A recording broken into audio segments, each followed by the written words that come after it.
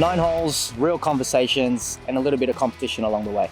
Today I'm joined by a good friend of mine, James Nyuen, principal at Park and Hills Lawyers, based right here in Southwest Sydney. James has built his career in private and in-house practice, navigating complexities and guiding others through it. Outside of Park and Hills Lawyers, he chairs the Westmead Hospital Foundation and sits on UNSW's Alumni and Engagement Committee. Today, we'll be talking about what it takes to build, make decisions under pressure, and stay on course. This is ForeTalk. Let's go. Alrighty. Let's find the fairway, boys. Beautiful shot. Stay out of the shit. Bunker. Really? Okay. We're up there. At least it's not in. All right. We'll be playing best ball, by the way. So hopefully we get to use one of ours. So we'll see how we go. All right, Prendo, bring us home. Good. Oh, yes. Beautiful. Oh, Big bounce. Gorness. All right, we're using James's unless you guys want to hit out of a bunker. Oh, it's going to be a long day, boys.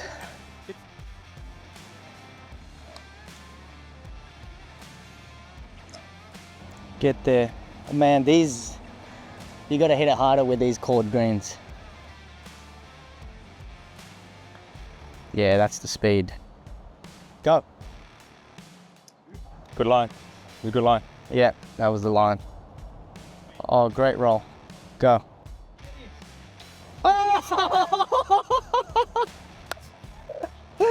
Oh, shit. So, James, you lead as principal at Park and Hills Lawyers. Mm-hmm. What drew you to that career or law in the first place? You know, Kenny, whenever I get asked this question, I always say that I chose law because I was short medicine by 0.3%.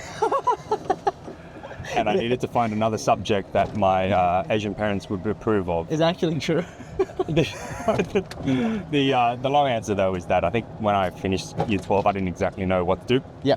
And I figured that a double degree in commerce and law from UNSW would provide me with a broad range of options. Yeah.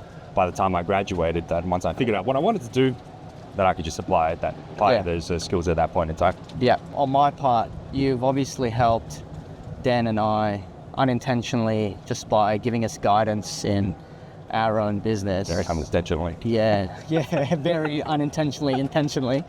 You know, what, I guess, role did having a mentor early in your career kind of do for you in your career, and how did it shape the person you are now? Yeah, look, and to this day still. Yeah. You know, both in my early career and to this day still. I think mentors do two things that are really, really good and really valuable to us when we're early on. Number one is that they open doors for us through their sponsorship of us. And equally as importantly is that they often believe in us more so than we believe in ourselves, especially at the early stage of our career.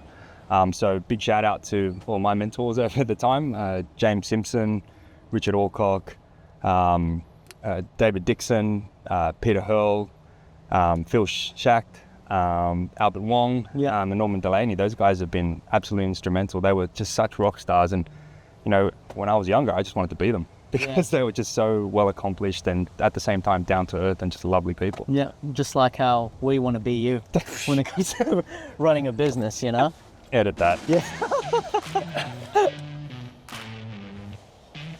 Oh.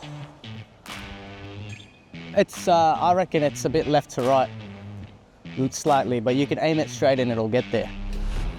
Oh. We've got 337 yards, dogleg right a little right at the end, but we're likely going to end up in the trees, so it doesn't matter. Coming back in. Nicely. When you hit it, I was like, oh. Yeah. Oh. So, in law, especially in your field of mostly commercial, yeah, you have to, you know, you have to balance the act of risk and reward. Indeed. How do you help your clients through, you know, high stakes decision making that's also time sensitive? Yeah. Look, it's interesting you mentioned that because I think naturally lawyers are quite risk averse and conservative. So we don't really appreciate as much the risk reward payoff. Yep. But look, I was having lunch with a general counsel for Rabobank in New York back in 2015, and he said to me, I was saying, my department can get rid of all risk, but you're not going to get a single deal across the line. Yeah. And I think that really sort of made me realize that the risk reward is a payoff with one another, and different clients will have different risk appetites. And I think the way you help clients navigate that is you really got to understand their business. Because if you understand their business and their commercial goals, it will allow you to be able to set the risk appetite that the client has. We had a recent example where it was pretty high stakes. We had a client that's based in Australia, bought a machine that's worth tens of millions of dollars from an Italian company that was based in Thailand. And they had to go over there and negotiate the purchase of that. So how we helped them was we made sure that we negotiated as many of the commercial points that we could in the lead up to that meeting, so that it whittled it down to the base sort of points for negotiation. And then with those remaining points, we really sort of provided them with contingencies and plans in order to help them sort of in that environment where it's going to be high stakes, high emotions. They've got a plan that they can, at least use a yardstick to take account. I think us lawyers, we just have to remember that, we got to be the calmest person in the room. Yeah. I think Mike Dillon, who's like an old general counsel, the late Mike Dillon, who's a general counsel for Sun Microsystems and Adobe, said it best. He said, the thing that's to be supplied is light, not heat. Yeah. And I think that's a really guiding principle for me as a lawyer and how we help our clients navigate high stakes environment. Yeah. So you had to, in a way, set a plan, get the non-negotiables in first, and then the remaining points were things that you could kind of get a bigger wiggle room. Correct. And also be on call, because they were over in Thailand. Unfortunately, our lawyers weren't allowed to go over with them. Yeah. And so we had to be on call so that when they needed, some advice quickly, we were there to pick up the phone. There. Awesome, man. Thanks for sharing that. All right. Now watch this drive. No, one thing I actually want to ask you, Kenny. Yeah. Talk me through the drip today, because the drip, without fail, every time you and I play golf with one another, you are easily the best dressed person on the course. Well, my missus, I attribute my whole outfit to my girlfriend, my fiance. One day she dressed me, and then I was just like, all right, cool, this is what I'm gonna do when I play golf. She always teaches me, boys, sandwiching, whatever that means, white somewhere and then white elsewhere. Just gotta match it somehow, so. Love it, love it.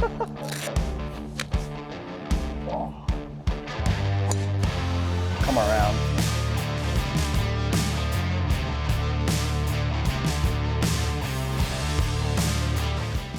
So we got another bogey there, boys. Disappointing. On the way to hole 7 now, I just wanted to ask James, what type of leader do you aspire to be, and why? Oof, hard question. I think the type of leader that I aspire to be is someone who can get the best out of the people that they lead. Yep. And someone who can lead in a positive way, rather than a negative way through fear. Yep. That's the kind of leader that I aspire to be. And how I got to that, and unfortunately, it was through a mix of both good leaders that I've worked under and as well as bad leaders as well. Yeah. When it comes to the leadership side of things, right? Obviously, not everyone wants to maintain a leadership position. Some in your field would prefer to continue practicing. What do you see? Did you, want to build a practice that can run autonomously, or are you tied to serving your clients in the ways that you do? Yeah, depends on which day you ask me. Because there are some days where I kind of wish I could just, shut the door and just, do the legal work. Yeah. But then there are other days when, I love leading a team and building something from scratch, and having, the opportunity to be able to paint on a blank canvas. Yeah.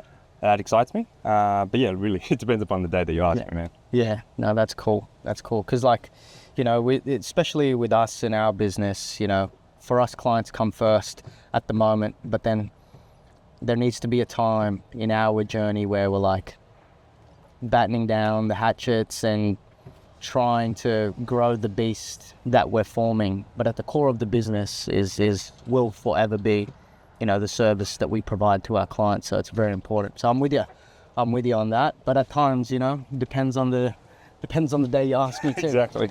All right, par 5, hole 7. We've got 456 meters. So I'd be lucky to get this one 100 meters down the line. But as usual, James is going to save us.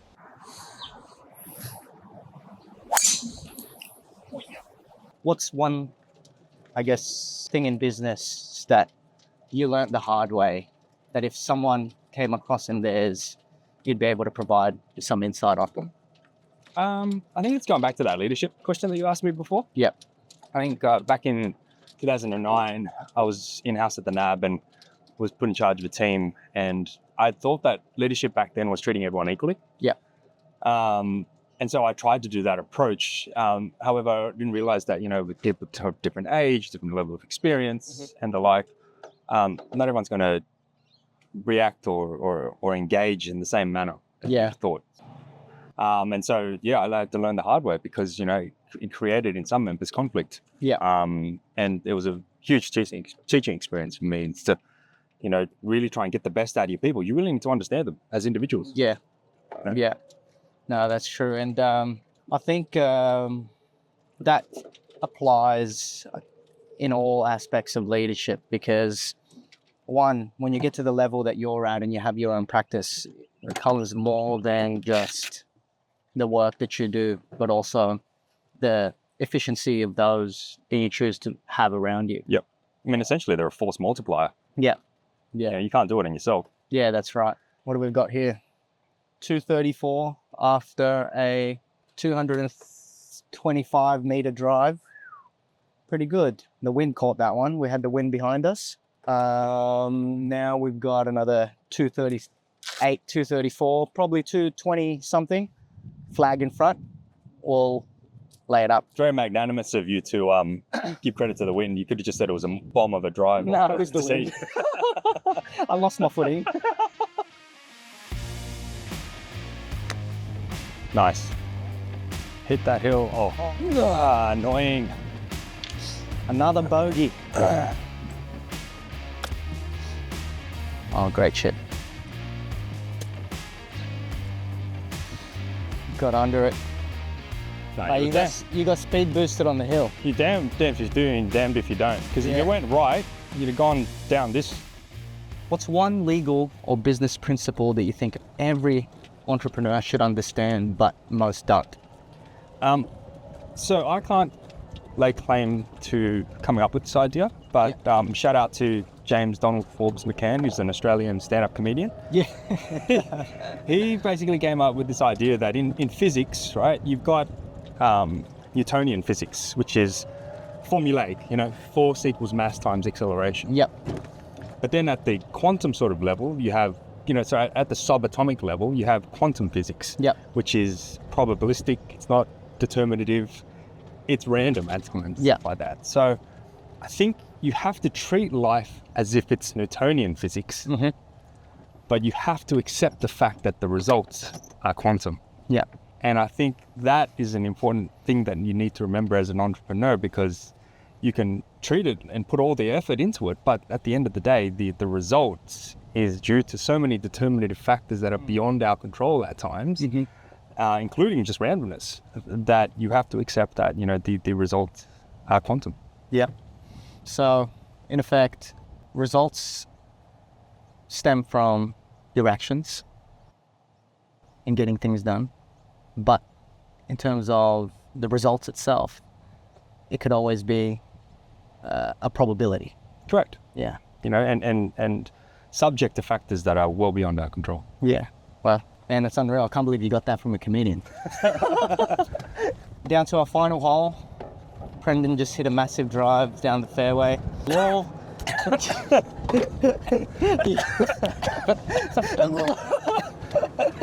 Law can be intense and high pressure. What helps you stay grounded and keep perspective? That's an easy one. My family. Yep. Every time I think that, law is intense and there's high stakes involved, I remember that, I my partner Lyric and I are raising 2 human beings. Yeah. And I don't think there's anything more high stakes than that, to be completely honest. So that is, you know, it really helps me grounded. I mean, she's, you know, put her career on hold while she raises these 2 kids. And so anytime it gets a bit too intense for me, I just think about, you know, the task that she has ahead of her and the task we have ahead of us, and it makes you just put everything into perspective, really. Yeah, beautiful, man. Yeah, you have some cute little ones who you mention or refer to as little tornadoes. Shit. But that's all. It's all part of it, and I'm assuming you love every minute of being a dad. You know, I think when you were talking about, you know, perspective and I realized that having kids, your horizon shortens. Yeah. I think, you know, when I was younger, you were always thinking about like, what's the next move, what's the next step? But the kids grow up so damn fast. Yeah. You realize that life is just moments. And you want to be They're so brief. Yeah. So yeah, it really sort of just shortens your horizon and makes you really sort of know that it's important just to sort of take a moment and just really enjoy the moment. That's beautiful. Not bad, Ken. Get the wind down. That wind, stop it. Nice, lovely. That was my best shot of the day, boys. That felt good. You guys saw that, I know. So James, just before we wrap up, and this is the question that we ask all the guests at the end of the show.